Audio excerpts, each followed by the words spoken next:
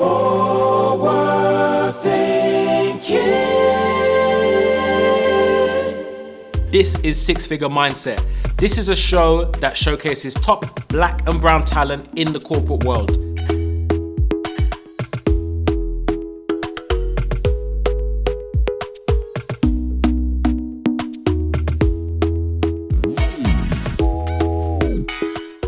Hi, I'm Anthony Oloyede, Head of Hillingdon Building Control, also LABC President for the year.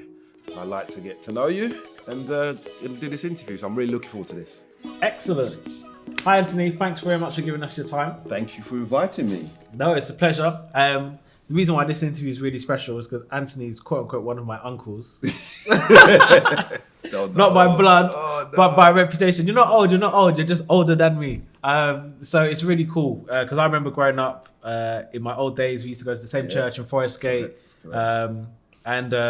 Just to see the stuff that he's done. He's a real inspiration to me and all of us that were younger than you. And he's always been a solid guy. So I said I had to get him on the show. Thank you. So that's why you're here. Thank you so much. Thank you. So tell us, what do you do today? Because that title is... It's huge. It's huge. I basically, I'll start with the basics. I work in building control. So I'm a chartered building control surveyor or chartered surveyor.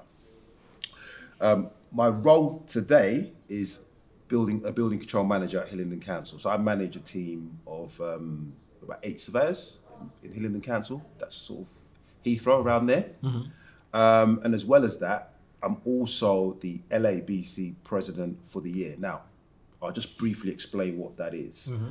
LABC is basically Local Authority Building Control. That's what it stands for. And what that is every council in England and Wales has a local authority building control or has a building control team within each council. So all the 300 odd councils in England and Wales would have a building control team.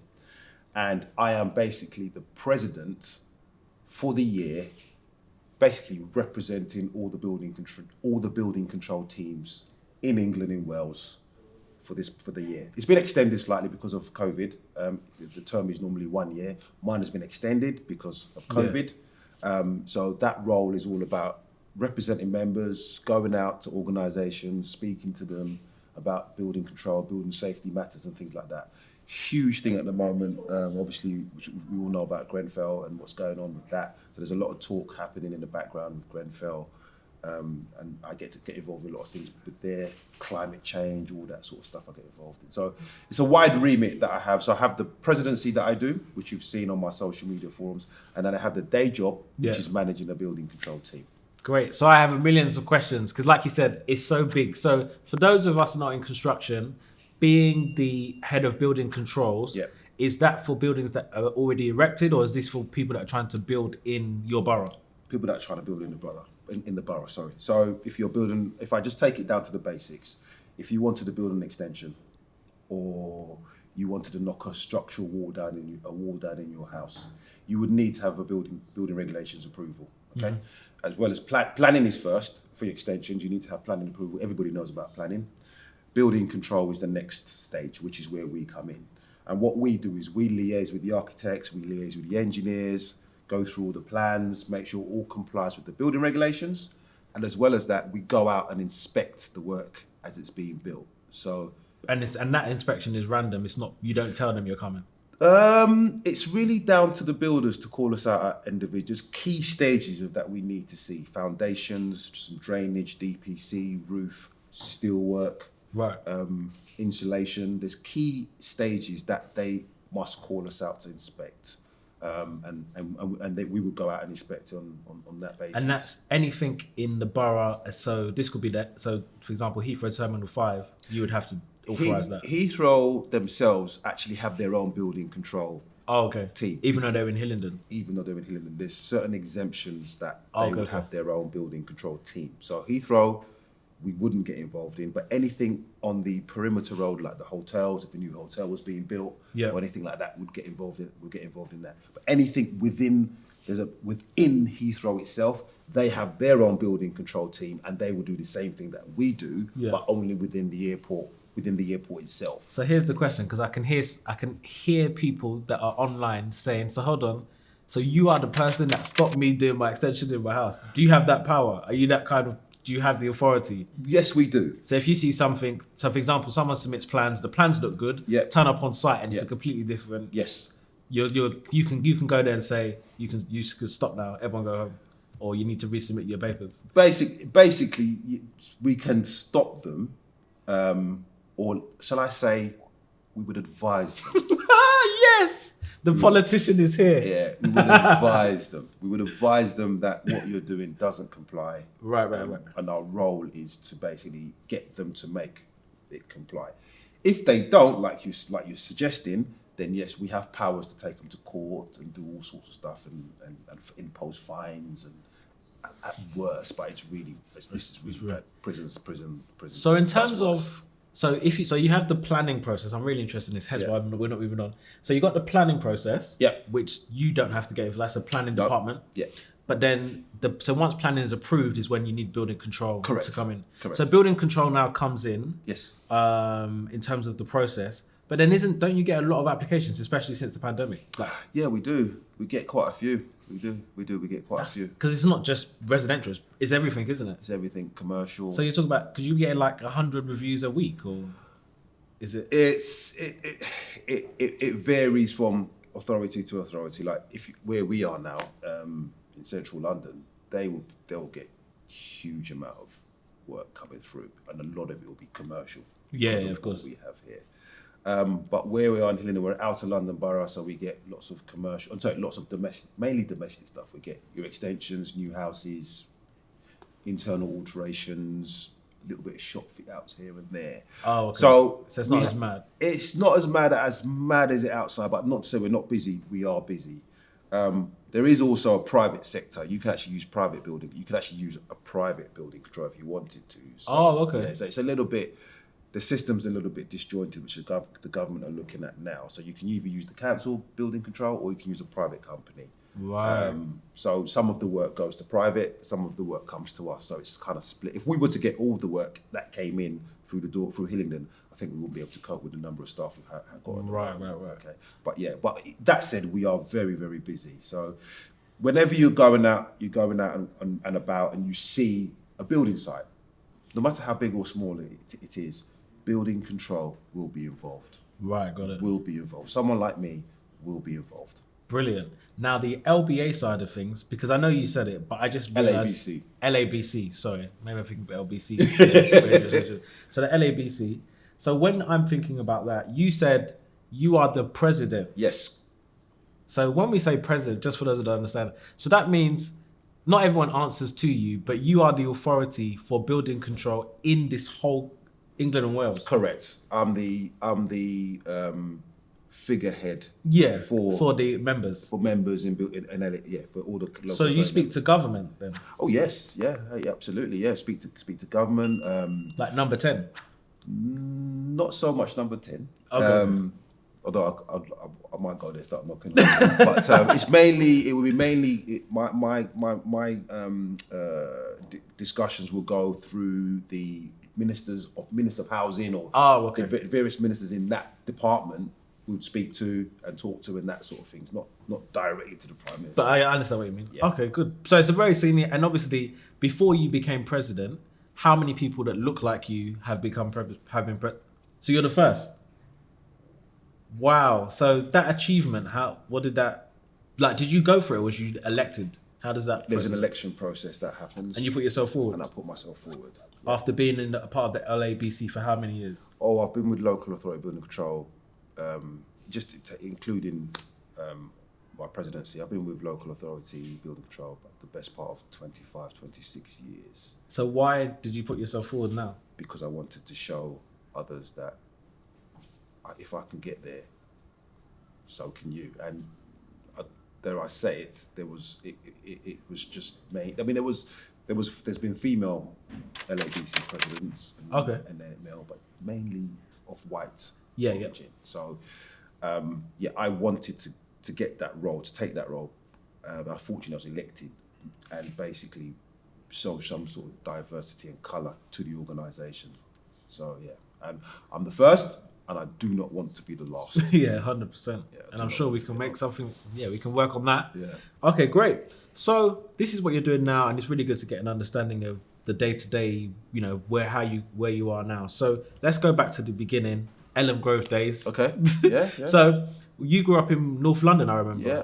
Yeah. Where in North London? Because in those days, I just knew North, South, East, and West. I didn't actually know areas because I was too young. Cricklewood. Cricklewood, okay. Cricklewood as So you well. grew up in Cricklewood. Did you go private or public school? Normal public school. Yeah. So school went well. School went as well as it could be. Unfortunately, the really sad thing about and the really sort of when you're sort of talking about school, and the school I went to is St Mary's in Hendon.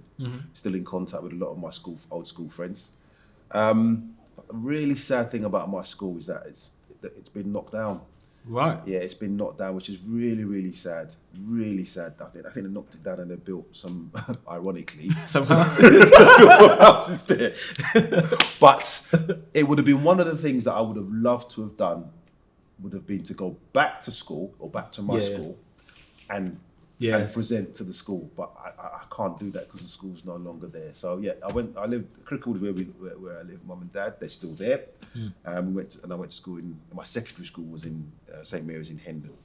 And obviously, so secondary school went well, as you said it can be. Did you go, because in those days, did you go straight into apprenticeship or did you go to college to study?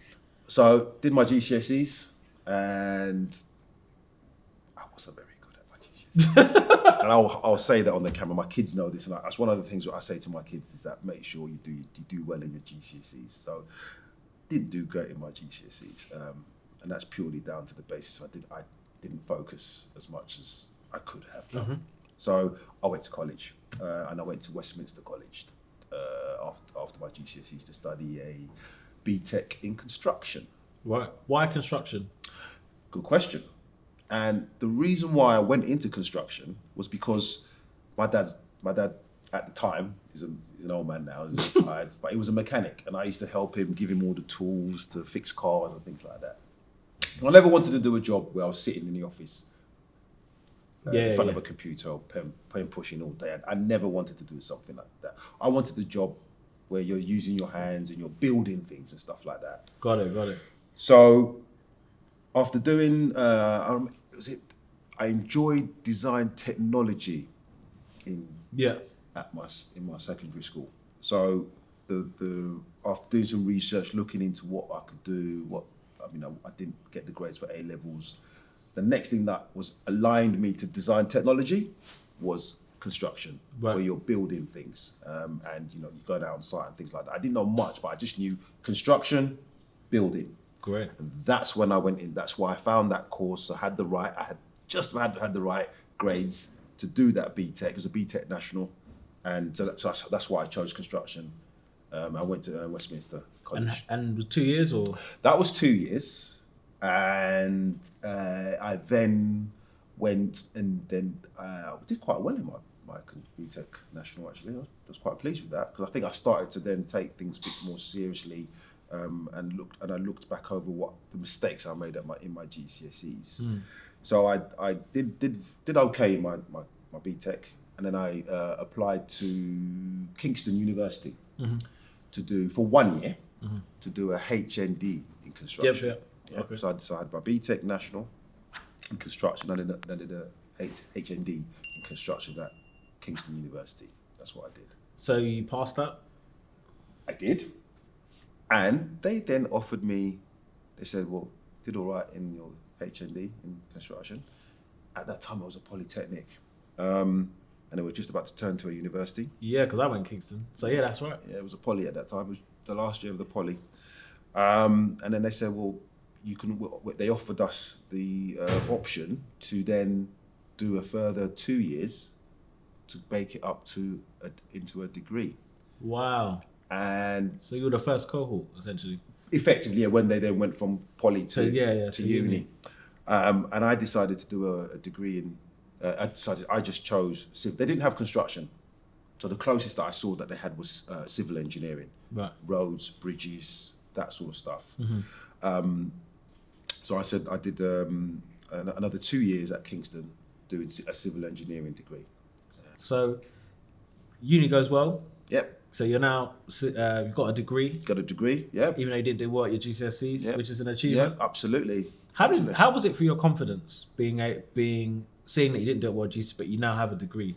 Was you like pumped? I was like, I've got something. You know, I've got something that's a recognition. I've got something, and you know, I've looked back over the years, and I thought, well, I've actually got, I've done it. I've got there.